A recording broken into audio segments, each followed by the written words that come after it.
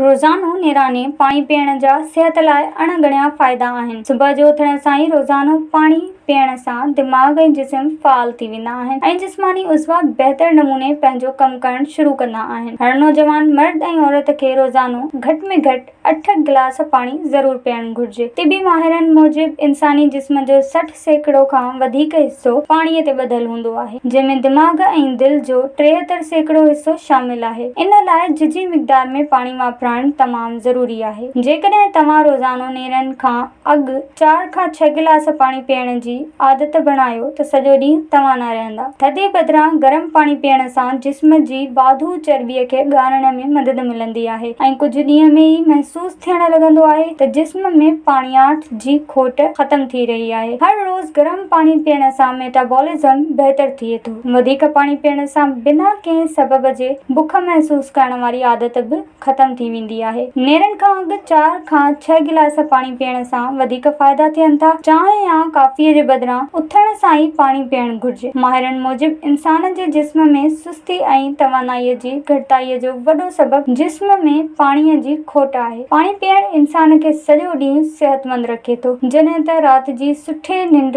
करण सां जिस्म जी थकावट ख़तम थी वेंदी आहे। रोज़ानो झिझी मिक़दार में पाणी फेफड़नि ऐं बुकिन जी कारकर्दगीअ खे बि बहितर बणाए थो। विज़िट कयो अवामी आवाज़ मीडिया ग्रुप जी वेबसाइट awamiawaz.pk